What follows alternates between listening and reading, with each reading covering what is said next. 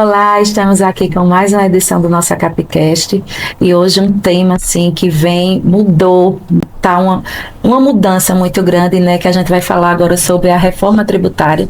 Então convidei aqui nosso diretor Tiago Carvalho, estamos com Simone, tributarista, contadora, que está bem envolvida, bem no trâmite aí da reforma tributária, que já veio várias vezes conosco, para nos tentar dar uma clareza, né, nos atualizar como está. Estamos aqui com o André Tenório também, contador, advogado, e também está nesse estudo, nessa transparência, né, tentando nos ajudar a nossa classe contábil referente à reforma tributária. Então, eu gostaria de dizer, seja todos muito bem-vindos, se apresente e vamos aí debater, falar um pouco dessa reforma que chegou para 2025, né? Início, né? Na realidade. Eu queria agradecer o convite de Sheila e todo mundo da ACAP, do ACAPcast. Sou diretor da ACAP e a gente vai estar aqui terminando junto com Sheila o debate com o André e com Simone. E eu acho que o nosso grande objetivo aqui é trazer informação sobre a reforma tributária, tirar alguns medos que estão sendo colocados aí no mercado. E aí eu acho que é interessante esse momento para poder a gente deixar todo mundo na mesma página, que acaba sendo algo interessante e se planejando, obviamente, para 2026. Então, mais uma vez, sejam bem-vindos. Eu queria começar com a minha ponta esquerda aqui, com o André, que ele pudesse se apresentar para o público de casa. Tiago, Sheila, Simone, já conheci minha de outras oportunidades de tratar também da reforma tributária, e eu me senti muito honrado de ter sido convidado pela ACAP para participar do ACAPcast, principalmente porque é um assunto que é o que eu venho falando mais do ano todo, que a gente vem debatendo, a gente vem estudando muito, né? Reforma tributária, para a gente, na verdade, não é novidade, porque a gente vem estudando desde a época do projeto de lei, né? Desde os PLs 45, 110. Então é um assunto que a gente sabia que ia chegar um momento que ia realmente, como diz no popular, bombar. E aconteceu, não é? Aconteceu isso agora, está acontecendo e vai acontecer muito mais ainda em 2026. Né, que é o ano de teste. Então eu me sinto honrado de estar aqui e poder debater, principalmente ao lado de Simone, que é um especialista no tema a nível nacional. Então é um prazer estar aqui com ela debatendo, juntamente com vocês da diretoria da ACAP. Muito obrigado. Simone também, por favor. Eu quero agradecer também a Sheila e a André o convite, né, para participar do ACAPcast. É a primeira vez que eu participo. Já tinha visto algumas coisas e realmente é um programa fantástico. Parabéns pelo trabalho que vocês estão fazendo de informação para o contador. Falar de reforma tributária, aí o André está sendo um pouco modesto, ele vem estudando tanto quanto eu. Então, assim, é uma coisa que a gente realmente vem estudando desde 2023, desde a emenda constitucional, e meio que no início, eu acho que o André também tem esse mesmo sentimento, parecia que a gente era meio lunático, né, que a gente falava e as pessoas achavam que não ia acontecer, mas não tem como acontecer porque a gente teve uma emenda constitucional, então a reforma está aí, a gente já tem em 2026 a parte de teste. E assim, aí você perguntou, a gente participa, eu sou conselheira do CRC, né, sou contadora também, e a gente participa de um grupo nacional chamado Reforma Tributária em Pauta, que a gente vem debatendo a reforma tributária durante todo esse ano com encontros semanais. Isso dá para você, na realidade, um entendimento muito grande, porque a reforma ela é muito complexa. Então, quanto mais você debate, quanto mais você estuda, mais você tem dúvida.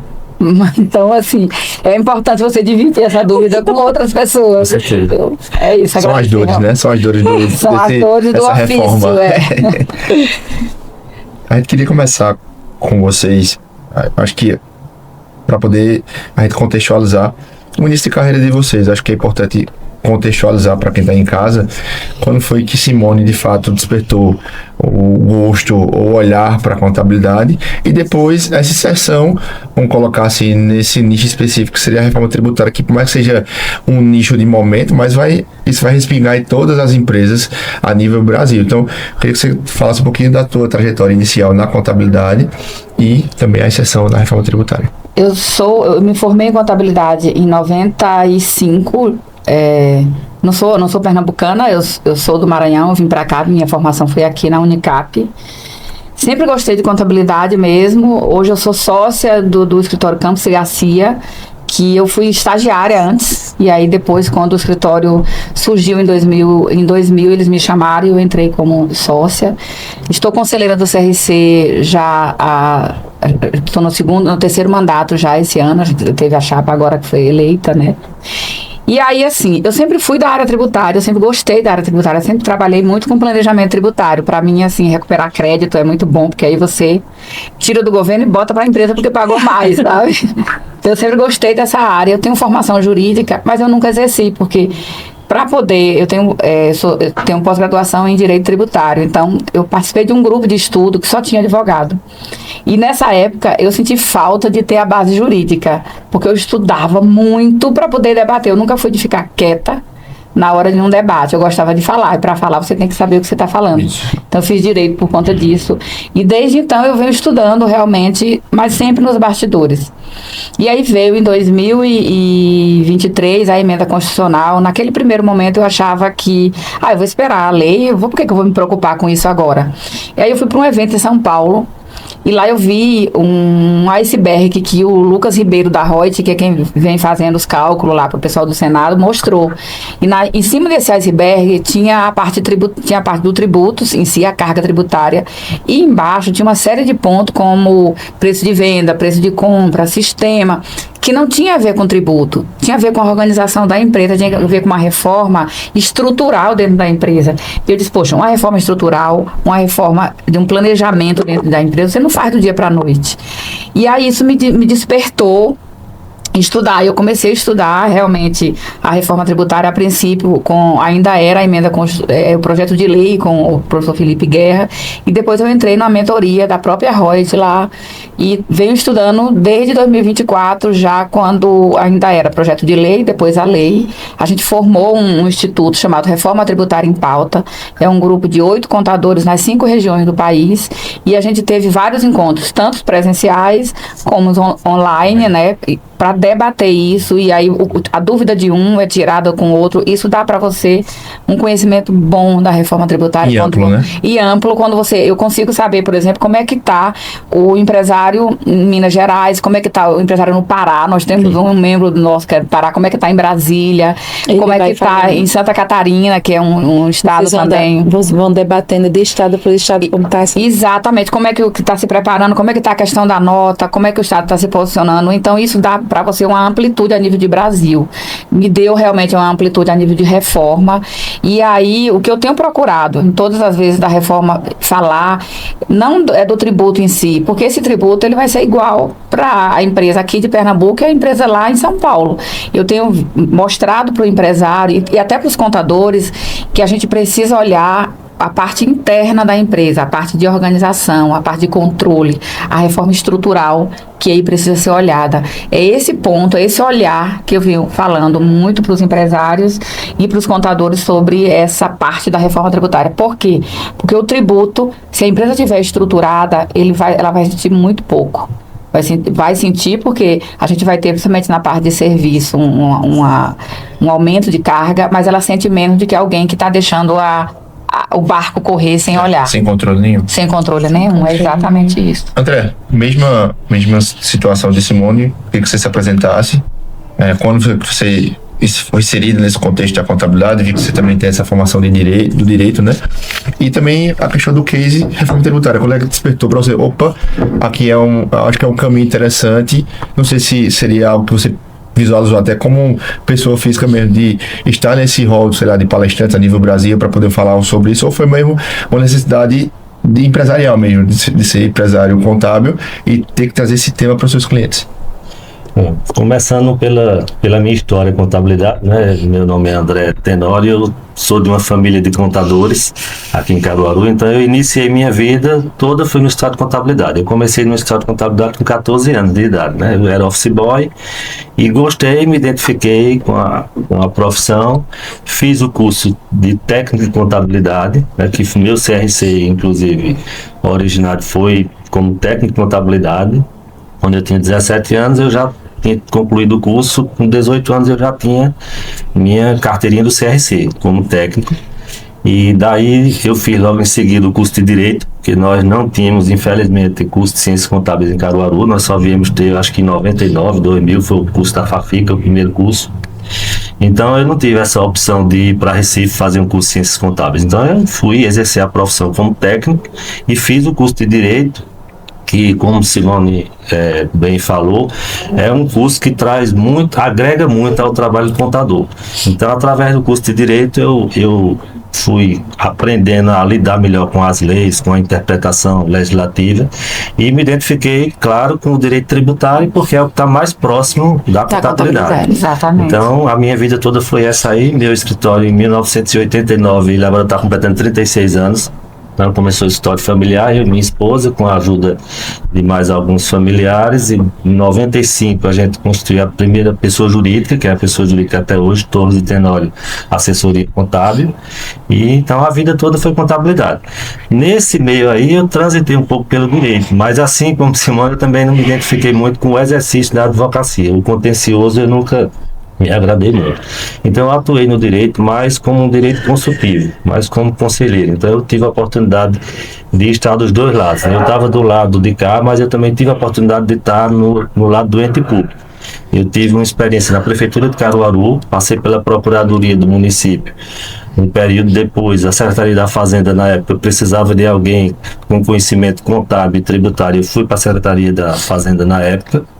Passei um tempo e depois tive outra experiência numa prefeitura lá do sertão do Pajeú, lá de São José do Egito, como eu também atuei como consultor jurídico do gabinete do prefeito, que era justamente para dar o suporte às comissões de licitação. Então eu sempre gostei dessa área, mas depois deixei a área pública, voltei para a contabilidade e me dediquei exclusivamente a ela. Quando começou a surgir a história de que iria haver uma reforma tributária, eu olhei logo lá na frente, eu digo, vai vir mudança radical por aí. Ninguém acreditava, né? Eu acho que tinha gente que achava que eu era meio lunático, assim, não, isso é você tá sonhando com uma coisa que não existe, né? Nunca. Inclusive tem gente hoje que ainda não tem acredita. essa visão. Mas isso era em 2019. Em 2019 nós tínhamos dois projetos lá, dois projetos, duas PECs, que eram uma no Senado e uma na Câmara, que já tratava de reforma, que já falava no IVA, que de início seria um IVA único, não um IVA dual como é hoje. E a partir dali eu comecei a estudar os dois e agora não adianta se aprofundar muito, porque a gente sabe que o projeto ele entra na Câmara e no Senado de um jeito e sai totalmente diferente lá no final. Mas, mesmo assim, eu fiquei estudando tal até 2023, quando veio realmente a emenda constitucional, 123. Aí eu digo, não, agora, se mudou a Constituição, não tem mais como... Não tem como voltar atrás. Daqui para frente, agora vai ser lei complementar, lei ordinária, instituição normativa, e a gente vai ter muito trabalho. Dito e feito. É por isso que a gente está aqui falando de reforma, e vamos falar muito ainda. É o início, né? A gente está na parte da introdução, vem dizer, né? Exato. E respondendo ao final, e não foi nem pensando nessa questão de palestrar e tal, mas foi mais pensando assim, no que eu vou realmente precisar para atender meus clientes, para dar conta do meu escritório. Eu vou ter que conhecer isso aqui. Se eu não aprender isso aqui, não faz sentido, meu escritório não vai ter como sobreviver, entendeu? Então, foi por aí.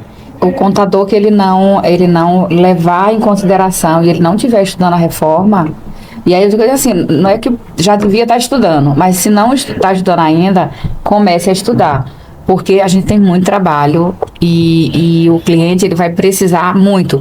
Eu falo muito isso quando eu tô palestrando e quando eu tô dando aula também, que o melhor profissional, o profissional mais habilitado que a gente tem nesse momento para orientar as empresas é o contador.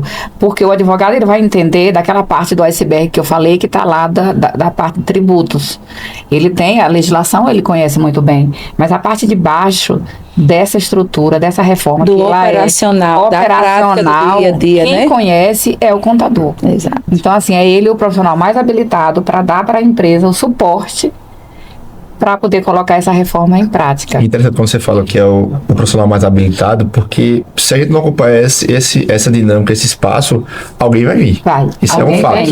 Vai vir um administrador, vai vir um engenheiro, vai vir o próprio advogado, enfim, alguém vai querer esse espaço. Então, eu acho que é importante deixar esse despertar para a galera de casa, justamente por isso, porque quem tá aí do outro lado, que ainda não iniciou, acho que É um momento nosso, momento né? de É o realmente pegar momento essa... do contador entrar na inovação, né? Porque senão... A gente lá no escritório, assim, na hora eu não falei que eu sou sócia da Campus Garcia, e a gente tem feito cafés com o cliente mesmo, e mostrado para ele, ó, tem coisas que você precisa fazer dentro de casa para você se preparar para a reforma, que não depende de nós contadores.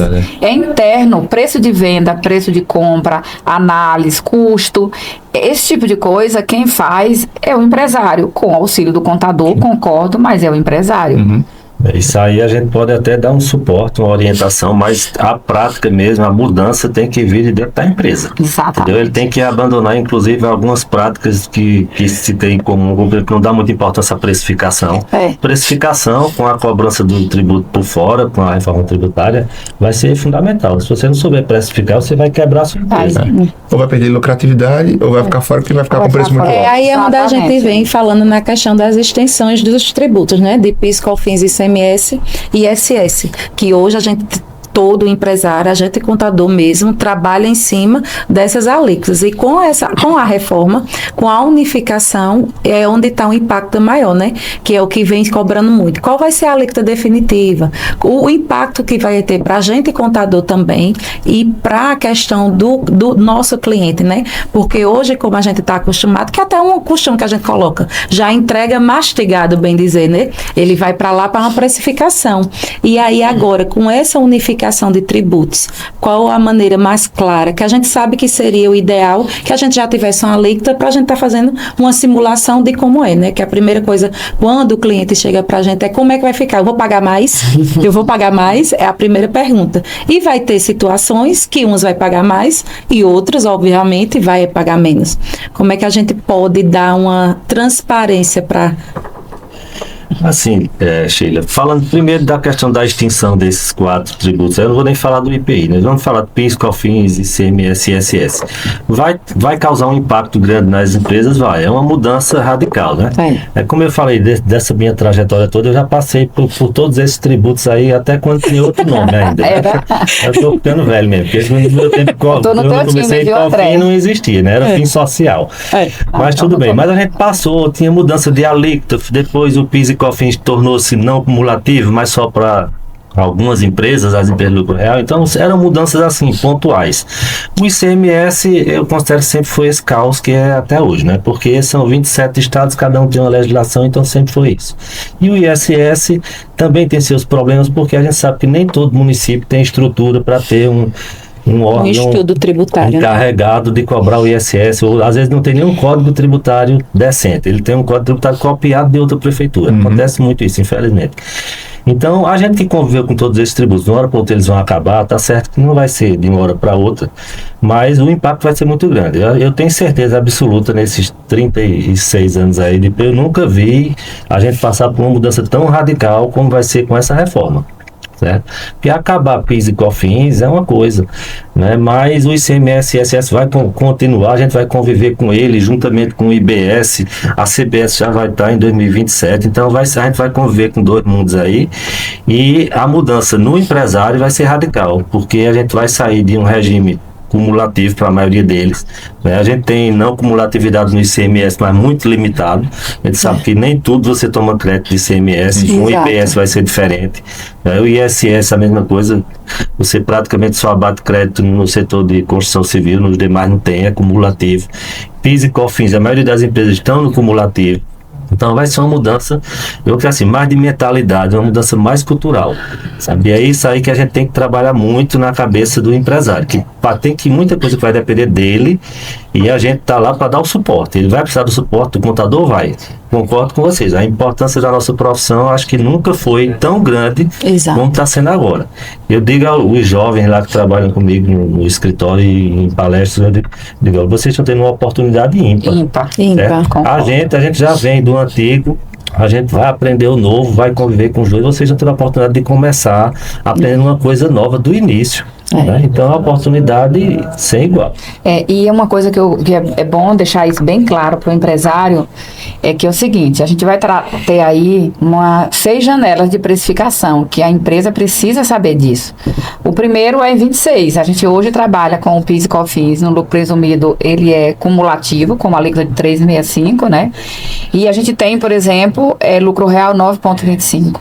E a gente vai ter aí a primeira janela, porque se eu vou tirar um PIS e COFINS que é calculado por dentro, e eu vou colocar uma IBS, uma CBS, perdão, que é calculado por fora, eu preciso reprecificar nesse momento. Eu não posso ter o mesmo preço e nem a mesma forma de calcular a minha precificação para o cliente como eu tenho hoje. E aí a gente tem umas outras janelas de 29 até 33. Por quê? Porque a gente vai estar trabalhando com a migração do IBS, do ICMS e do ISS, que serão substituídos pelo IBS, mas de forma gradual, 10% a cada ano. E ainda o ICMS vai estar por dentro e o IBS vai estar por fora. E aí significa o quê? Eu preciso também reprecificar, eu preciso ter sistema que eu consiga colocar lá as regras de como é que tem que ser e ele me dê uma precificação correta. Uma parte do tributo vai ser por dentro, outra parte vai ser por fora durante todo o período de transição, né? E ainda tem já que a gente não trabalha, pra gente nada é fácil, né? Nem pro empresário, nem pro contador, a gente tem ainda o picante a mais que o governo quer incluir na base de cálculo do ICMS e do ISS, os impostos que estão sendo criados, IBS e CBS. Então, assim, é uma coisa que não dá para você fazer numa planilha de Excel. Não. Você trabalha com mercadoria, você precisa, na realidade, de um sistema robusto que consiga fazer isso para você de forma correta e coerente, sob pena de você deixar de vender algum produto. Porque você pode precificar para mais e você não conseguir o produto deixar de ser comprado da prateleira, ou para menos e você não ter como pagar seus custos. Isso é uma coisa que tem que ficar muito claro na cabeça do empresário. E isso requer investimento. Então a gente tem que passar essa mensagem. O empresário muitas vezes ele não quer investir nesse tipo de negócio, de tecnologia, por exemplo. Mas a tecnologia vai ser fundamental. Como o Simone falou mesmo, se você não tiver um bom sistema que faça essa precificação, né, que é um dos grandes problemas hoje que a gente vê nas pequenas empresas, na ARMIC também, é a questão de precificação, de cadastro de produtos, né, que muitas vezes ele não conhece o custo do produto, ele joga um percentual lá em cima, encontra um preço de venda e vai embora. E vai embora, ou compara com o concorrente. Não, se meu concorrente está vendendo por X, eu vou vender e vou ganhar. E muitas vezes ele não ganha. Então, ou ele vai ter um sistema para saber fazer essa diferenciação, porque não vai só virar a chave. Não. Né, de acabar um tributo e começar outro. Não, ele vai conviver com o atual, reduzindo a alíquota dele a cada ano e vai conviver com o novo, que vai crescendo a cada ano, até 2033. 2033 em diante, as coisas já devem estar mais ajustadas, aí eu acredito que vai ficar mais simples. A gente fez muito cálculo disso na mão para fazer essa transição do IBS. E a gente fazia com um produto só, 2 produtos no máximo. É muito complexo, porque você tem que calcular depois vir embutir, tirar o preço, tirar o custo lá, o tributo antigo, trazer a precificação, depois colocar o novo. Isso numa planilhinha de Excel de 2 produtos. Imagina quem trabalha com 1.000, supermercado, entendeu? Que trabalha com 18 mil itens. Eu tenho uma amiga minha que ela é lá de Brasília, que ela tem um supermercado que ele tem 18 mil itens. Ela foi fazer o DIPARA lá para efeito da emissão dos documentos fiscais agora em 26, e ela teve que fazer isso 18 mil itens. Só que aí ela tem que ter um sistema, não dá para você fazer isso na mão. Nessa é onde a gente vê, assim, voltando agora com essa reforma para a nossa região, né, que a gente está aqui dentro do polo têxtil, que onde a gente sabe que a rotina diária é a precificação, como a André acabou de citar, no olhômetro. Ele não faz o custo da parte da industrialização, porque tem ainda uma maneira muito informal ainda, né, para dentro desse custo, e ainda tem a questão da venda, né, do comércio. E aí é onde também é uma dificuldade minha, eu acredito que é da maioria dos contadores, que a gente não acha ou uma planilha, um parâmetro, uma parametrização, que a gente possa trabalhar esse material para atender justamente esse público, porque é aquele público que está ali nas médias empresas, nas micros e na EPP, que eles geram muito, eles têm um volume alto, mas não tem essa questão de sistema, porque a parte de produção deles já vem de maneira informal, e também isso vai impactando pela tributação, que é justamente como a André disse, o preço da mercadoria é esse, não, mas o meu vizinho está vendendo dessa forma, e a gente, não, mas seu custo não bate com o do seu vizinho, mas senão eu saio do mercado. E aí onde é que a gente fica dentro dessa situação? Porque eu vejo esse impacto muito grande na nossa região, porque a gente sabe que tem essa parte todinha que é informalizada, né, Tiago? Só complementando o que Sheila está falando, que basicamente a questão da informalidade que é muito forte aqui. Feira de Caruaru, em Santa Cruz, enfim. Toritama, que já estão expandindo para os sítios, para a parte do interior mesmo, para ver se escapa, né? Aquele jeito brasileiro, né? Eu acredito que aí é uma pergunta para vocês, da visão que vocês têm da reforma tributária, do nível que a empresa tem que ter, além de parâmetros, além de se ajustar internamente. Se as empresas não partirem para o processo de profissionalização da empresa, é meio que o fim, né? Assim, não tem muito caminho de você intermediar. Por mais que o simples ainda ele vai existir como é hoje, mas talvez até para chegar em empresas, para vender para empresas, que aqui é muito forte a questão do atacadista, vir aqui vender para outras empresas. Como essa questão da reforma tributária tem esse viés de conceder crédito, então se você não se organizar a esse nível, aí, pelo menos a minha visão de fora é que vai ficar cada vez mais complicado essas empresas conseguirem se estabelecer, porque por mais que a mão de obra aqui exista, mas se não formalizar, eu acho que é o caminho inverso, não vai conseguir estar nesse contexto. É isso, André e Simone, ou não é isso? Eu vejo assim, a microempresa ela vai ter uma dificuldade. A gente não pode dizer não simplesmente que um sistema vai resolver e que tem que ter sistema, porque a gente sabe a dificuldade. A gente tem empresas aí que não tem o mínimo de condição, né? Empresa realmente familiar, aquela coisa miudinha ali que um fabrico pequeno, ele não vai ter condição realmente de ter um nível de sistemas que consiga atender. Aí realmente vai ter dificuldade, alguns vão ter que permanecer realmente no Simples Nacional do jeito que é hoje, recolhendo IBS, CBS no DAS, né? Sem aproveitar crédito e consequentemente sem gerar crédito também para o cliente dele. E essa fatia aí vai existir. Agora, a partir de um certo ponto, ou ela toma a iniciativa de começar a se organizar, de começar a pensar, principalmente se ela está no meio da cadeia ali, ela tem clientes que vão querer aquele crédito, vão cobrar o crédito.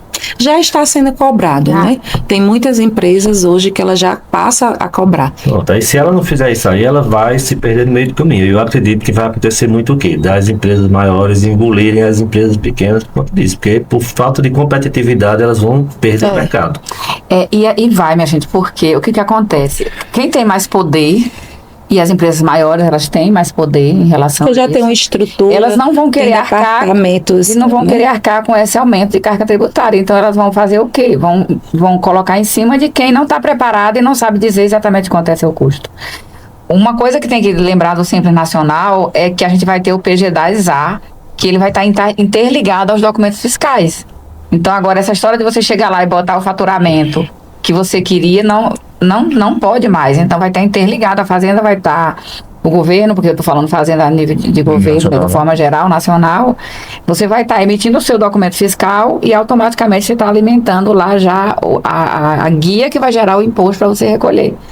Essa interligação, o governo fica muito mais presente na realidade, como vai estar presente em relação no banco, vai estar presente quando você recebe e não tem documento fiscal. Isso vai ser cobrado não só pelas empresas maiores, como o governo vai estar muito de olho em quem trabalha por fora e quem trabalha sem emitir documento fiscal. A não ser que vá voltar na época do escambo, né? Que você recebe em dinheiro ou troca por outra coisa. Mas se passar pelo sistema bancário, a sonegação não tem caminho. Vai ficar um caminho difícil de trilhar. Tem uma tendência muito grande aí, a informalidade cai muito. Pode dizer que vai acabar a informalidade. Eu acho que não vai. Vai ficar impraticável você viver na informalidade. Nós já estamos pelo processo do impacto da reforma, mas eu acredito que o impacto para o contribuinte ele vai ser muito grande, porque aí, pegando essa informação que você passou, que isso é de muita importância, porque aí a gente volta a tratar da nossa região, porque o que é que acontece? Aqui a maioria trabalha com feira, então o feirante, a feira não dá suporte para que ele tenha lá, e como é feita a comercialização, dele ter ali um computador, dele fazer o cadastro, tirar seu CPF, tirar seu CNPJ. Então, algumas empresas, o que é a maioria da prática delas? Chegou no final do dia, vendeu quanto em cartão, puxa um cupom fiscal, emite tudo. Vendeu em atacado, então puxa aquela nota, não tem consumidor. Ou se não, diz ao próprio contador, olha, a receita entrou tanto e tudo. Então, como simples dessa parte, a gente vai lá, gera a receita. Isso é uma maneira da gente tentar regularizar essas vendas, essa operação bancária. E aí, quando a gente fala que vê que vai ter que casar, o tributo vai ser de acordo com a receita, então como é que vai o tratamento disso? A gente vê que o impacto é muito grande, não só para a empresa internamente, é no processo de venda dele, porque a gente sabe que a maioria das feiras, ela não tem essa estrutura. Ela não tem essa estrutura, eu acho né, que Tiago? com a reforma vai meio que existir um divisor muito claro das empresas que querem crescimento. Vai ter que partir para essa característica, para esse meio que foi colocado aqui, tem que fazer investimento, tem que ter entendimento do seu custo, tem que precificar corretamente, tem que talvez sair do Simples Nacional para poder gerar crédito se você for meio de cadeia ou faz esse relacionamento B2B que eles chamam, né, que é de empresa para empresa. Mas se não fizer dessa maneira, você vai acabar ficando nessa outra faixa, que vai ser talvez ali, como é hoje o Simples e algumas características de empresa, que é um negócio realmente um pouco menor, mas que você vai conseguir aos trancos e barrancos seguir. Mas se quiser dar ser um pouquinho fora da curva ali, que é crescimento, não vai ter outro caminho, vai ter que realmente partir para essa característica. Aproveitando que você falou, Simone, essas 6 janelas que vão existir da precificação, que eu acho que é um ponto bastante relevante e importante para poder colocar até para o público. Eu queria que você colocasse a questão da precificação, essas 6 janelas, e além agora dessa mudança que vai ser da questão da venda, né? Você agora, quando você faz a compra de uma mercadoria, exemplo lá em São Paulo, tinha muita questão do fronteira que vinha. Como é que vai mudar isso para o empresário? Vai continuar tendo fronteira? Não vai? É porque isso aí acaba gerando um certo impacto na hora de fazer a precificação. O que acontece? A parte do IBS, que ele entra em vigor em 29, a gente tem ele de 29 até 32, porque 33 já é extinto o ICMS e o ISS de forma definitiva e fica só o IBS. Então, à medida que eu vou diminuindo, eu vou aumentando a alíquota do IBS, em 29 eu vou ter 10%, eu também vou reduzindo a alíquota do imposto e de todas as operações ligadas a ela. Então, eu vou reduzir o cálculo do fronteira e também 10%, eu vou reduzir o cálculo do ICMS, questão tributária, também 10%, eu vou reduzir isenções que existem do ICMS, também 10%, e aí isso em 29. Qual é a diferença de 29 para 30? O percentual vai ser, por exemplo, 20%. E eu também reduzo os meus incentivos fiscais. Então, se eu tenho ProInd, ProDEP, também eu vou reduzir. Eu vou perder 10% do meu incentivo fiscal em 29, vou perder 20% em 2030, vou perder 30% em 2031, 32, 40 e 33 eu perco 100% de todo o incentivo fiscal que a empresa tem. E aí, por que eu falo da janela de precificação, dessas 6 janelas? Porque desse período, a gente tem a primeira, que é em 27, que é a questão da CBS. As outras, elas vão do ano de 2029 até 33. Por quê? Porque toda a regra que eu vou ter em relação ao ICMS, que é o mais complexo, o ISS é mais tranquilo, mas o ICMS é muito complexo. Eu tenho o ST, então o ST vai ser diminuído em 29 em 10%. Por quê? Porque eu vou recolher o valor de 10% dessa operação, ela vai ser recolhida como IBS. E aí, ano a ano, isso vai mudando. E eu tenho que mudar isso, meu preço, porque se eu tinha um ICMS, vamos dizer, de R$1.000, meu ICMS era R$1.000 que eu destacava lá no meu documento fiscal. E agora ele só vai ser 900 em 2029, e eu tenho 10%, que é o IBS, que ele é calculado por fora. Eu tenho que precificar, eu tenho que trazer isso para dentro do meu cálculo de preço. Uma parte por dentro, 90% por dentro e 10% por fora. E vou fazer isso ao longo de toda a transição de 29 até 32, e em 33 é a precificação final. Aí eu tiro a regra antiga toda e aí passo a ser IBS por fora 100%. Inclusive a questão dos créditos, né? Quando crédito, chegar na tudo, maravilha. todas as regras. Quem sobreviver a 2033 vai estar no Eu ia dizer agora, se a gente chegar até lá, Chegar lá, em vai ser maravilha. Vai você 2033, chegar no paraíso. a gente tá na posse da vitória. Tem muitos empresários que abordam a gente falando desse impacto no final das contas, né? Porque que no final eu vou pagar mais, eu vou pagar menos. A questão do crédito, que falam que é a nova moeda do mercado, né? Que já existe hoje, mas eu acho que agora fica muito mais claro, porque hoje, teoricamente, é 100% daquilo que você comprar, na teoria, você vai ter como se creditar. André, essa questão do impacto dos incentivos fiscais, né? Que acho que é uma das coisas que vai trazer muito impacto para as empresas, até para essa questão de recalcular a rota referente à tributação e inclusive a questão da precificação. Já foi feito algum estudo? Qual o impacto que isso vai ter da saída dos 10% a cada ano?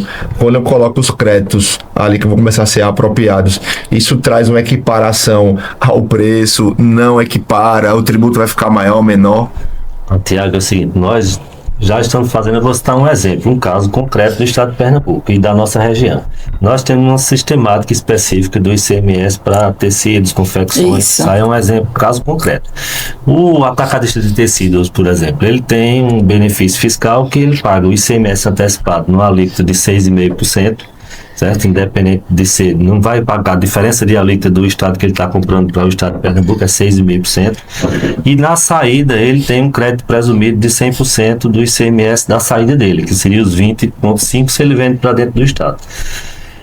O que é que vai acontecer? Ele vai começar a perder esse benefício a partir de 2029. Ele vai começar, esse crédito presumido que ele tem de 100% já não vai ser 100, vai ser 90. Certo?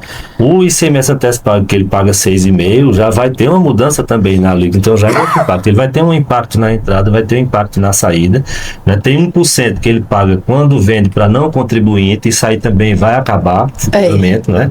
Entendeu? Então é uma mudança geral. E a gente tem que já ir passando para o empresário o seguinte, que eu não posso fazer uma simulação para ele hoje e dizer que essa aí vai valer 29, 30, porque cada ano, como se explicou, cada ano vai ser um cálculo diferente. Então o empresário vai precificar 26 de uma forma, né? Porque o teste ele está precificando do jeito que ele precifica hoje, 27. Entra CBS, sai PIS, COFINS, se ele for lucro real, ele hoje trabalha com 9, que a maioria é lucro real, ele vai ter o 9,25, vai acabar, mas vai entrar a CBS, ele já vai ser uma nova precificação, 27, 28. Que vai ser por fora? Por fora, quando for 29, aí começa a entrar o IBS e sair o ICMS aos poucos. E, consequentemente, sai o ICMS, sai o benefício da sistemática, aos poucos também. Então, sai os fronteiras que eles compram. Aí 30 já muda, 31 e 32. A gente vai, cada ano, ele vai ter que recalcular o preço dele, para poder ele suportar isso aí e não simplesmente achar, porque está havendo uma certa confusão em relação à reforma, essa questão da cobrança por fora, tem muita gente achando, não, se for 28% os dois tributos, eu vou acrescentar 28%, cobrar do meu cliente e tudo bem. E não é bem assim. Não é assim. Não. Entendeu? Porque hoje nós temos vários tributos embutidos no preço. Então você tem que excluir o que está embutido no preço para poder cobrar o novo tributo por fora. Se você não fizer isso, ou você vai ter prejuízo, ou você vai estar com preço muito alto, não vai conseguir competir. E você perde a competitividade. Isso é uma certeza. E além do incentivo fiscal, existe ainda uma picadinha ainda de pimenta aí no meio. Haja pimenta. Onde é que se contabiliza incentivo fiscal hoje? Na Receita. Então, se é Receita e a base do IBS-CBS é ampla, vai incidir sobre o seu benefício também IBS-CBS durante todo o período, né? Enquanto você estiver com ele, você tem incidência também do imposto como uma outra receita. Então, o incentivo ele vai ser perdido de duas formas. Primeiro que você perde ele de 10% ao ano. Então, você perde 10% em 2029, 20% em 2030 e até 33% quando acaba. Só que à medida que você for usando esse saldo que vai ficando, você vai pagando sobre esse valor IBS-CBS. E talvez uma saída para esse impacto aí seja saber aproveitar crédito. Como você falou, realmente, crédito vai ser uma moeda. né, uma moeda importante. Quem souber aproveitar corretamente os créditos, né, para você aproveitar crédito, você tem que diminuir a informalidade. Exato. Então, aquele negócio de você comprar 100 nota, comprar meia nota, comprar 10% de nota, não sei se nem existe isso ainda, mas se existir, tem que acabar. Porque se você está comprando uma mercadoria por X, você vai ter que ter crédito em cima daquele mercadoria que você está comprando. Você não pode abrir mão daquele crédito, porque senão isso aí vai sobrecarregar na sua saída. Quanto menos crédito você tiver, mais IBS, CBS você paga. E uma coisa que tem que deixar muito clara é o crédito ele é financeiro. Se seu fornecedor não fizer o pagamento, você não tem crédito. Você até tem, mas não pode utilizá-lo porque ele não está disponível. É bom quando a gente fala nessa parte que quando eu digo aos clientes, eles dizem, agora deu. Quando a gente fala, seu fornecedor está pagando, ele está em dias. Não é ele só faturar a nota, ou cancelar, ou não pagar, ou não arrecadar o tributo dele, né? O crédito tem duas premissas. Ele tem que estar destacado em documento fiscal, inclusive o presumido, porque tem algumas atividades que vão dar crédito presumido, mas tem que estar no documento fiscal. E segundo, ele tem que estar pago para poder você utilizá-lo. Exato, aí vai ser outra tarefa que cabe aos empresários, não cabe a gente. É saber selecionar os fornecedores. Quem é um bom fornecedor para você hoje pode não ser um bom fornecedor na reforma, né? Então, até isso você vai ter que analisar. Quem é o bom fornecedor? Qual é o fornecedor que você pode confiar que ele vai te cobrar o IBS, CBS e vai fazer o recolhimento? Porque você só vai ter o crédito se ele recolher. Só vai ter o crédito se recolher. Aí não vamos nem entrar, né, em outras opções que tem, né? No Split Payment. Eu ia falar sobre ele mais na frente, mas já que você tocou no assunto, eu queria também complementar. A questão do crédito, que vai ser disponibilizado pelo fornecedor em viés do pagamento. E aí, o que eu tenho estudado e tenho visto a opinião de outros profissionais, é que a questão do fluxo de caixa ele vai ser muito importante, porque talvez, na operação da compra, eu precise fazer o aporte do pagamento daquele imposto, já para poder me creditar. Porque imagina uma compra que eu fizer parcelado, beleza, eu vou parcelar a parte que cabe à empresa, mas o tributo, ele tem que ser pago naquele ato. É isso mesmo, Simone? As empresas, elas vão ser impactadas no caixa por dois motivos. O primeiro é essa questão que eu tenho a opção de recolher o imposto para poder me creditar caso o fornecedor não esteja pagando em dia o imposto dele. Esse é um ponto. Segundo é que eu vou ter serviços que vão aumentar, e serviço aumentando significa que eu preciso mais dinheiro para poder comprar a mesma coisa que eu comprava hoje. Mexe com fluxo de caixa. E a outra opção, a outra hipótese é o seguinte: hoje como é que funciona? O nosso crédito é escritural. Então você compra uma mercadoria, você escritura no seu livro, você vende uma mercadoria, você escritura no seu livro. O seu cliente, o que você receber do seu cliente durante todo esse período que você está vendendo, a gente está, por exemplo, agora no mês de dezembro, né? Tudo que você vendeu em dezembro, você só vai pagar o imposto no final, lá para o dia 20, 25, dependendo da tributação, o imposto você só paga 20, 25 de janeiro. Todo o recebimento que você teve durante esse período, ele vai para o seu caixa. Só que com o split, o banco vai separar o que é a operação do que é o valor do imposto, e o imposto não vai vir mais do seu bolso. Então isso também impacta no caixa das empresas, e muito. Diretamente, porque você ficava, na verdade, utilizando aquele dinheiro durante o mês todo e até mais uns dias, até você fazer o recolhimento. Isso aí, com o split, esse dinheiro nem passa pelo seu caixa. Então você vai ficar realmente com o valor da sua venda, do seu produto, que você está vendendo, ou do seu serviço. Mas o imposto ele já vai direto e você não vai ver esse. E por outro lado, você tem o custo do que você está comprando, que você, se quiser o crédito imediato, que vai ter o crédito e que vai receber mais rápido, você vai ter que fazer o pagamento via split, ou então até pagando. Essa questão de crédito, ela gera muita dúvida, né? Ela gera muita instabilidade. Uma das coisas que sempre vem perguntando, a gente como está na frente da diretoria da CAP, então a gente recebe muita demanda, né? De curso, do que é. E uma das coisas que o pessoal vem muito pedindo é essa questão de alíquota, né, que para ver, e essa também, se tem uma relação, se existe uma relação do que vai ser por regime de empresa e por setores do que vai ser poder se creditar. O crédito, na verdade, o crédito vai ser amplo, ele não é irrestrito, né? Ele não é geral, mas ele é bem amplo, entendeu? Praticamente você não vai poder se creditar daquele que for de uso pessoal dos sócios, né? Isso aí a gente tem que atentar muito, porque ultimamente a gente tem ouvido muito falar o seguinte: empresário às vezes dizendo, não, vou fazer um cartão corporativo e minhas despesas pessoais eu vou colocar na empresa. Porque aí já está resolvido. Meu combustível, meu combustível, minha feira, meu plano de saúde, meu não sei o quê. Esqueça, porque se vai uma coisa que vai acontecer muito, vai ser glosa de crédito, certo? Vão glosar muito crédito. A partir que a Receita ou o Comitê Gestor identificar que aquele crédito ali não é realmente ligado à atividade da sua empresa, ela vai glosar o crédito e você perdeu aquilo ali. Então não existe isso. Agora você tem que aproveitar realmente o máximo de crédito possível que seja da atividade. Aí a grande vantagem, comparando com o que é hoje, é que você vai ter crédito de alguns custos e despesas, né, que você não se creditava. Você se creditava praticamente de insumo, por exemplo, se for um comércio da mercadoria para revenda, mas você tinha um material de uso e consumo que uma empresa gasta, né? E várias outras despesas que você tem, com exceção da despesa com o pessoal, da folha de pagamento, mas o restante praticamente quase tudo vai gerar crédito. Até o próprio aluguel que você pagar do seu imóvel vai pagar, e do imóvel que você utiliza vai gerar crédito. Então é aí onde está o pulo do gato mesmo, você aproveitar o máximo possível dos créditos. E assim, é importante deixar claro também, minha gente, a gente, quando o André falou que vai ser glosado crédito, o que acontece? Toda a apuração de IBS e CBS, ela vão estar dentro da apuração assistida. E ela é por itens. A informação da tributação, ela é individual por itens.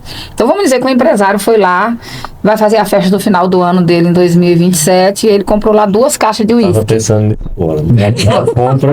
compra 2 caixas de uísque, né? E aí, o que acontece? A atividade dele é uma história de advocacia ou... Contabilidade? Contabilidade, é uma história de contabilidade, que tributada lá tá no regime regular de IBS e CBS, compra 2 caixas de uísque.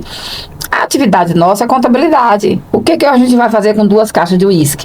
Aí vamos dizer que na apuração assistida não fez o ajuste. Por quê? O governo vai disponibilizar para o empresário a apuração assistida, onde você vai ter lá todos os seus débitos que vão ser gerados pelo documento fiscal que ele emitiu e todos os créditos que são gerados na hora que o fornecedor dele fizer o pagamento do imposto. Não é da compra, é do imposto. E aí vamos dizer que dentro desse crédito venha o crédito das 2 caixas de uísque. A empresa precisa chegar lá e fazer um ajuste de débito para poder estornar aquele crédito que ela usou, certo? Se ela não fizer isso, o governo vai olhar, porque vai ter lá 2 caixas de uísque numa atividade que é um estoque de contabilidade. E aí, mais na frente, ele vai cobrar com juros e multa. Então, por isso que, mesmo a gente tendo uma apuração assistida, você precisa ter cuidado com a qualidade. O que é que vai colocar, né? O que você vai colocar, o que você vai deixar. É onde entra a posição de estrategista do contador. Exatamente. O contador, ele vai trabalhar analisando essa apuração assistida, porque a apuração assistida é o quê? É comparativamente uma declaração pré-preenchida, que acontece com o imposto de renda da pessoa física hoje. Mas você baixa uma declaração pré-preenchida da pessoa física, você não é obrigado a aceitar tudo que está lá, você pode fazer modificações. Na apuração assistida de IBS e CBS, nós vamos fazer a mesma coisa. Então o trabalho do contador vai ser o quê? Baixar a apuração assistida de determinado mês e analisar o que é que tem lá de crédito e débito, para ver se realmente estão lá presentes todos os créditos e se podem ser aproveitados todos aqueles créditos ou não. Então o papel do contador aí vai ser estratégico e fundamental. Mais uma vez é bom colocar e ressaltar isso, né? Que a gente... Estamos em evidência. O protagonismo é nosso, mais do que nunca, acho que isso é um fato. E também esse viés, essa simplificação que vai ocorrer com a reforma tributária, que não vai ter mais essa confusão de produto que é ST, que é alíquota zero, que não é... Vão ter algumas exceções, né, que está na própria lei, mas... De forma geral, essa confusão ela vai acabar. Então vai existir essa simplificação tributária, mas em contrapartida, nem todo crédito que tiver lá na assistida vai ser válido para aquela escrituração, por isso que é importante ter. E eu diria que esse trabalho de conferência ele teria que ser diário, dependendo do volume da empresa. Porque uma empresa que emite um volume grande e eu preciso a apuração é assistida, aí tudo bem. Mas se alguma nota minha não foi o débito para lá, isso precisa ser analisado. Se algum crédito que eu também tenho direito, ele não está lá, isso também precisa ser analisado. Não tem como. E isso, o que acontece? Lembre-se, o programa está sendo gerado igual a Receita está caminhando na formação do sistema de apuração assistida. E a nota de débito e a nota de crédito que vieram, elas não são à toa, elas são exatamente como instrumento para poder a empresa fazer esses ajustes lá dentro. Porque já se sabe que vai ter problema. E as grandes empresas, né, as empresas maiores do país, elas já estão lá no projeto piloto, já trabalhando com essa apuração assistida. Então, eles já vão chegar muito na frente das pequenas empresas, já conhecendo como é o funcionamento daquilo ali. Como é que está sendo feito. E o pessoal TI também criando sistemas que vão... Porque é claro que vai ter a apuração assistida, mas não impede de você ter um sistema que faça uma apuração paralela e depois compare com a do governo. E vai ter, o governo disponibilizou APIs que você vai poder colocar no seu sistema para fazer, fazer o confronto entre o que você baixou e o que está lá de crédito, entre o que você emitiu e o que está lá de crédito. Porque senão não dá para fazer isso na mão. Não tem que ter sistema. Pelo volume não dá não. Outro gancho que a gente não pode deixar de falar, que foi onde que também gera muita questão de dúvida, é a questão desse crédito aluguel, porque a maioria dos aluguéis não são de formas formais, né? Não se tem recibo, não se tem nota, o imóvel não é registrado, às vezes a empresa funciona, mas o contrato está no nome do sócio, está no nome de terceiro, não tem essa parte de regularização, e a gente encontra essa dificuldade com as imobiliárias hoje em dia, que na maioria, umas são imobiliárias, as que estão com imobiliária, a gente já sabe que está tendo todo esse tratamento que tem, e outras são pessoas físicas mesmo, que alugam para as empresas. Como é que a gente pode dar uma tratada, uma especialidade do André, viu? Porque aluguel, que a gente sabe que é uma fatia muito grande de um crédito, é uma despesa fixa muito alta, e a gente encontra-se dificuldade. Inclusive, hoje até para a própria declaração de despesas mensais. Só complementando, André, essa questão que foi prevista na lei, eu acredito que teve esse cunho também, porque os aluguéis, eles são, não vou dizer que 100%, mas uma boa parte acaba gerando meio que informalidade, né? Gera um valor financeiro todo mês, entra no bolso daquele proprietário e nunca foi tributado. Foi tributado. Tem uns que tem uma preocupação um pouco maior, mas outros tá nem aí, isso é de muito tempo. Com essa questão da liberação de crédito que vai existir para esse cunho também dos aluguéis, foi a forma, eu acredito, da Receita pegar, agora eu vou pegar essa galera que tá informal. Antes de falar da questão de crédito mesmo, realmente nosso escritório atua muito hoje na área imobiliária. Então, a área imobiliária não só de aluguéis, mas de incorporação, construção, enfim. E a questão do crédito é importante, mas eu acho que a chave de extinguir praticamente essa questão da informalidade dos aluguéis chama-se o CIB, né? O Cadastro de Imóveis Brasileiro. Enquanto a gente está aqui conversando... Também está toda uma revolução nessa área, nos cartórios. Enquanto a gente está aqui batendo esse papo, o pessoal está trabalhando lá no CIB, certo? Eles estão coletando informações dos cartórios, o pessoal, os tabelinhas, eles estão trabalhando, passando informação para a Receita Federal. Os municípios fazendo a mesma coisa. Então a ideia vai ser o quê? Criar um grande cadastro dos imóveis brasileiros vinculado ao CPF CNPJ do proprietário, que vai ser a coisa mais fácil do mundo para saber se determinado imóvel pertence a André, mas quem utiliza o imóvel é Simone.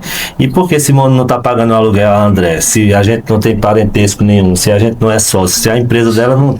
Eu não sou sócio da empresa dela, entendeu? Então, a questão dos créditos é um detalhe, mas a questão de acabar com a informalidade, eu acredito que o CIB, funcionando mesmo, através do Sinter ou do Sinter, como queiram, que tiver todo ajustado, vai ficar muito difícil, certo? Porque hoje a Receita Federal pega uma declaração de imposto de renda, por exemplo, de uma pessoa física que tem uma quantidade grande de imóveis. Na declaração de bens dele, vamos dizer que tem 50 imóveis. Nos rendimentos dele, ele declara que recebe aluguel de 5. A Receita Federal simplesmente vai mandar uma cartinha para ele justificar os outros imóveis. O que é que está havendo? Tá fechado, eles estão fechados, você está utilizando. Cada dia você mora em um, né? Então, vai ficar muito fácil. Então, o que a gente tem orientado é o seguinte: quem tem rendimento de aluguéis, comece a se preparar, né, que é uma questão cultural, para, primeiro, formalizar corretamente os contratos, né? A gente sabe que tem muito contrato informal, como você falou, a informalidade já parte do contrato. Então, formalizar os contratos e começar a declarar. Agora, declarar o rendimento de aluguéis, é claro que ele vai ter a opção de fazer as escolhas. Se ele vai continuar tributando na pessoa física dele, se de repente ele vai constituir uma pessoa jurídica, aí a questão da análise, do planejamento tributário, que mais uma vez entra o contador para fazer essa análise para ele, analisar e ver realmente o que é vantajoso para ele. Vale a pena construir uma pessoa jurídica, vale a pena transferir esses imóveis, tem um custo. Sim. Então isso é toda uma análise que vai ser feita. Agora, que a tendência, o estudo que eu tenho feito até agora, a tendência é de acabar muito com a informalidade, não só em aluguel, mas também em construção de imóveis. A gente já tem exemplos hoje, né, independente da reforma, da Receita Federal mandando cartinha de regularização de obra. Para muita gente que nunca se preocupou em abrir um CEI, antigamente nem um CNO atualmente, ele começava a construir, não tirava licença de construção, a prefeitura passava lá, notificava, aí ele tinha a licença de construção. A Receita Federal já está recebendo as informações dessa licença de construção e está cobrando o CNO e a regularização da obra. Isso aí já é uma coisa que acontece hoje em dia. Imagine... Isso é uma coisa que está bem atuante, porque agora mesmo minha mãe está fazendo uma reforma quebrando salina. Então a prefeitura passou por ela morar na principal, ver a areia, só tinha areia e não era um volume grande. E já ia notificando. Aí foi entrar para mostrar e tudo, mas aí ele disse, não, está interrompendo, aqui é uma obra, é uma construção, é uma via pública, não sei o quê. E a sorte que o escritório é perto. Ela, Sheila, para chegar. E porque a gente ia sofrer uma notificação de uma pequena reforma. Imagina uma construção. Imagina uma construção, né? Tudo muito interligado. Dessa interligação, o que acontece? Basta a Receita fazer uma única... Se eu estou pensando isso, imagina a Receita é ele, então vai pensar também. Ele que nos escute, né? Que a gente é mais rápido que ele. Se ele colocar no seu endereço para você colocar o CIB e colocar lá na declaração de bens para você colocar o CIB, o cruzamento é automático, minha gente. Vai saber que fulano mora em tal endereço e você tem aquele endereço na sua declaração de bens e você não está declarando aluguel. E no caso do imóvel comercial, mais fácil ainda. Porque se você está lá. Constitui uma empresa no endereço X e aquele imóvel não é seu, tem que existir um aluguel. Exatamente. Tá entendendo? Então assim. Eu não posso morar em 10 cantos, né? Não. Então, essa parte da informalidade, e assim, tudo vai ter nota. Lembra quando eu falei que o crédito ele precisa de nota? Inclusive o pessoal que aluguel, né? E agora é novidade. Inclusive aluguel. E não é só aluguel. Que tá uma briga, né? Uma interpretação, porque muitos pessoal de sistema estão dizendo que não tem nota para aluguel. Alguns já tem nota técnica. Tem suporte que também a gente teve uma situação de uma colega nossa ligar para o dono da empresa e fazer uma reunião para colocar essa nota tudo, e o pessoal do próprio sistema do suporte da imobiliária disse que isso não existia, que não era para ter sido feito, que ela estava louca, pensando numa coisa lá para frente que não existe hoje. Vai existir nota de aluguel e vai existir nota até mesmo de venda de imóvel. Você vende um imóvel, vai ter que emitir uma nota mensal. Todos os contribuintes de IBS e CBS, eles vão ter que emitir documento fiscal. E aí, independente de ser as pessoas físicas que hoje trabalham, se elas, na hora que elas forem contribuindo de IBS e CBS, aí eu tô, por exemplo, alguém que aluga. Ele pode continuar tributando lá na pessoa física dele, mas ele tem que ter um CNPJ para poder pagar IBS e CBS. O profissional de educação física, o médico que atua hoje como pessoa física, eles vão emitir nota fiscal de IBS e CBS, né, para poder lá da prestação de serviço, porque eles são considerados contribuintes, mesmo que eles continuem recolhendo o imposto de renda na pessoa física. Mas para efeito dos tributos novos, eles têm que ter documento fiscal. Que já teve um impacto agora grande com a questão do recibo, né? Que muitos já teve um impacto, inclusive a gente recebeu demanda para ver um curso voltado também sobre essa questão de recibo, porque muitos médicos não se preocupou com isso, continuam emitindo recibo avulso.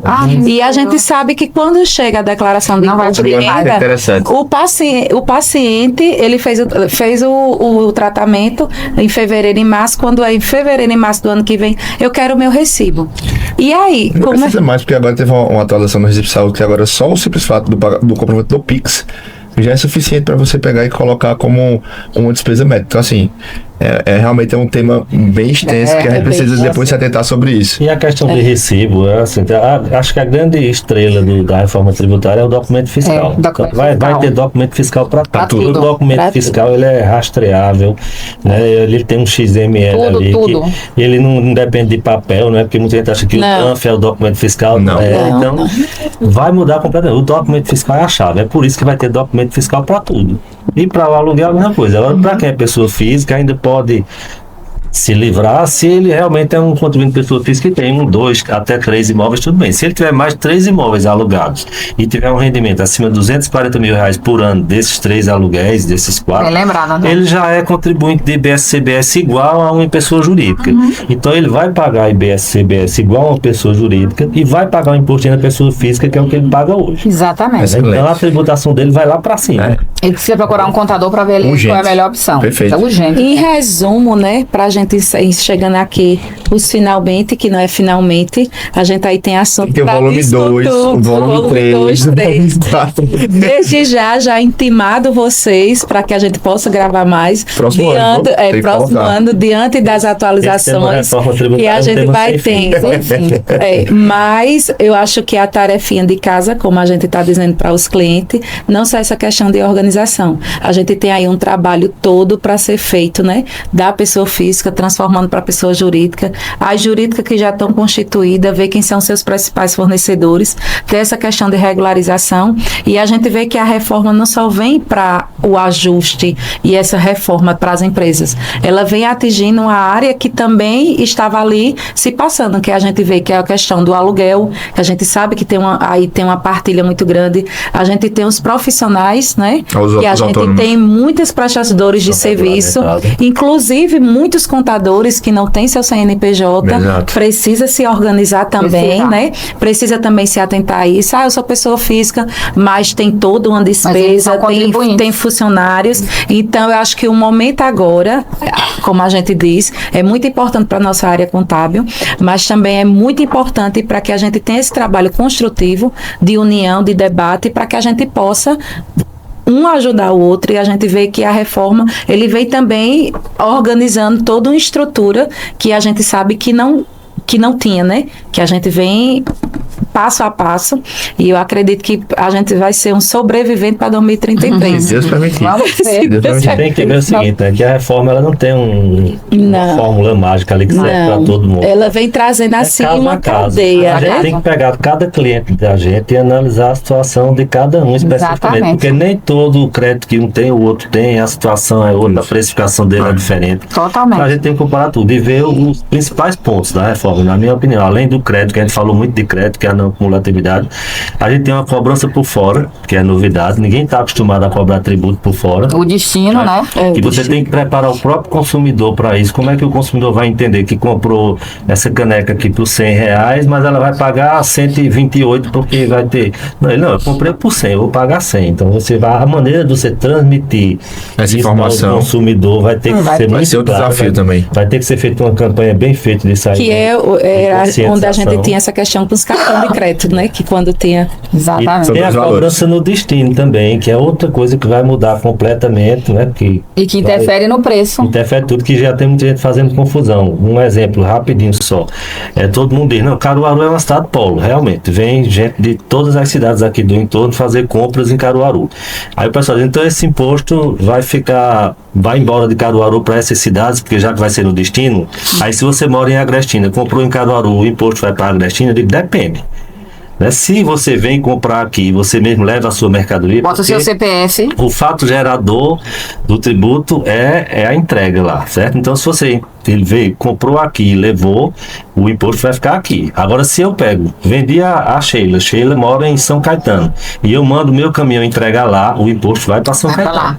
Então, até isso vai ter que ser analisado direitinho, inclusive ver o cadastro de clientes, porque o seu endereço não quer dizer que vá para outra cidade, não, porque você veio comprar aqui. Exatamente. E o fato gerador ocorreu quando? No momento da entrega. É feita uma teleconsulta. Você, por exemplo, eu sou médico, moro em Caruaru, eu atendo um paciente lá de Recife.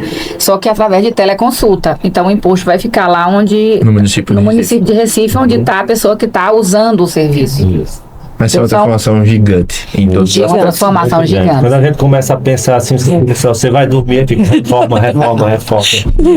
Eu acho que é por isso que a gente tá nessa questão. Acaba 2025, acaba.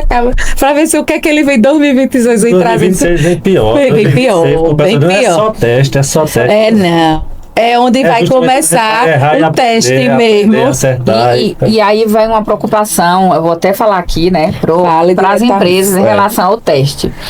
Tem uma solução conjunta, que saiu um ato conjunto entre Receita e Comitê Gestor, e também se está falando muito de vídeo, não sei o que, foi liberado, porque a própria nota técnica agora, você vai conseguir emitir o documento sem destaque do imposto. Mas isso não mudou a lei. O artigo 348 da Lei Complementar 214, ele condiciona o não pagamento do imposto, que vai ser teste em 2026, ao cumprimento de obrigação acessória. E nessa nota conjunta que saiu agora da Receita Federal e do Comitê Gestor, eles deixam lá isso muito claro, que essa obrigação acessória é o destaque do imposto. Então, o fato de não destacar o imposto, da nota não ser autorizada e agora vai ser, não libera, não muda a lei. Então, o que acontece? Daqui a 2, 3 anos, você pode receber uma notificação porque você deixou de pagar o imposto. Porque ele diz muito claro na solução, na resolução lá, no ato conjunto deles dois, que se a responsabilidade for doente, então não vai ser cobrado nada. Você não tem culpa de não ter emitido o documento fiscal com destaque. Mas em relação à mercadoria, minha gente, tá posto. Eu tenho todas as normas técnicas que dá para você emitir sem nenhum problema. Então, assim, você não está dispensado de emitir o documento fiscal. Se você vende mercadoria, não está dispensado de emitir o documento fiscal com destaque. A não destaque desse imposto, você depois pode ser penalizado, porque o artigo 348 da Lei Complementar dá autorização para o Comitê Gestor e a Receita Federal cobrar esse imposto. E isso já a partir da primeira venda que fizer em 2026. Exatamente. Né? Lá para o É final de 26, estou falando de 26. 1 de janeiro. Se você deixar em branco, a nota vai passar. Mas ela vai passar porque se não fizesse isso, o país ia parar. Parar, exato. Mas a nota conjunta que tem lá do Comitê Gestor e da Receita Federal deixa muito claro isso. Se for por conta E é doente... outra coisa, quanto mais você vai adiando, vai prolongando o problema, né?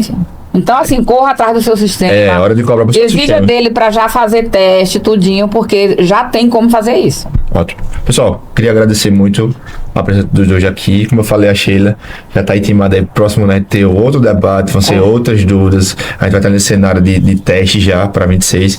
Mas eu acho que é importante demais o conteúdo que a gente colocou aqui hoje, para que o pessoal de casa, os contadores, empresários que visualizem esse material, entendam esse movimento que de fato precisa se movimentar, entender, estudar, procurar, se especializar, porque é algo que vai ser demandado da gente no próximo ano, já esse ano, mas no próximo ano que realmente começa esse processo. Então é só uma escadinha, né? 26 vão precisar da gente, 27, 28, até a reforma ser concluída e depois da reforma. Então, assim, é algo que a gente precisa ter a atenção.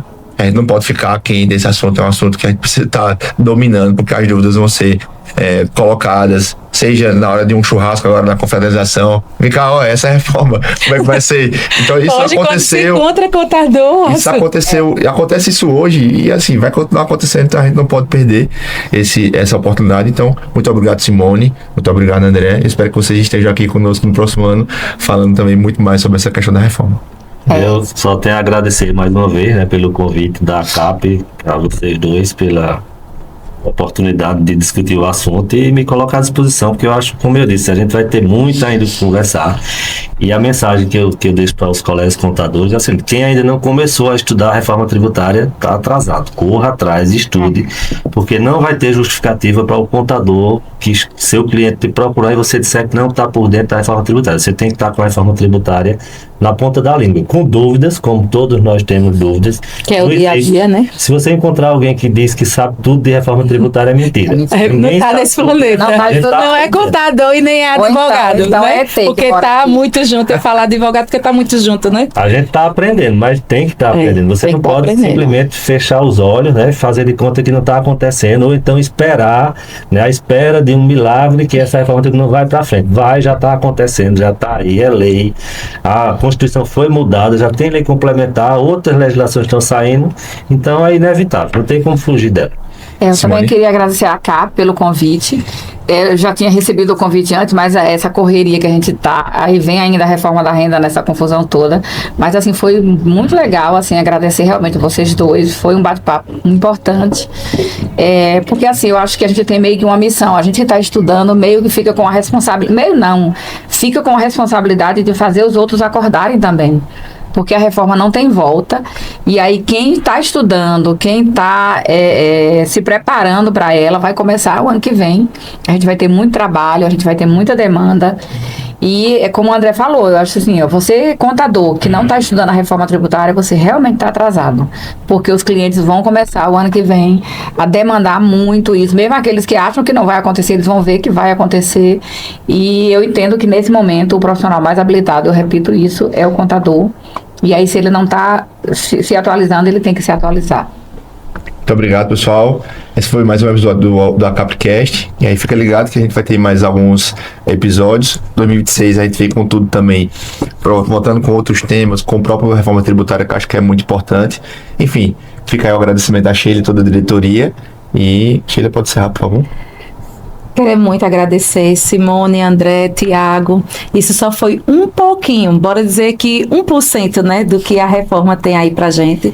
É o momento de você, contador, se você tem alguma dúvida, se você ainda não está atento, não se alertou, cuide, procure a CAP está de porta aberta, a CAP é sua, é nossa, então a gente está aqui para somar, é um momento de união de forças, né, de estudar, de debater, dúvida todos temos, isso é um momento de acolhida, né, dentro da nossa profissão. Então gostaria muito de agradecer a vocês, em especial ao Porto Digital, por ceder esse espaço nosso, que tem feito um diferencial tão grande.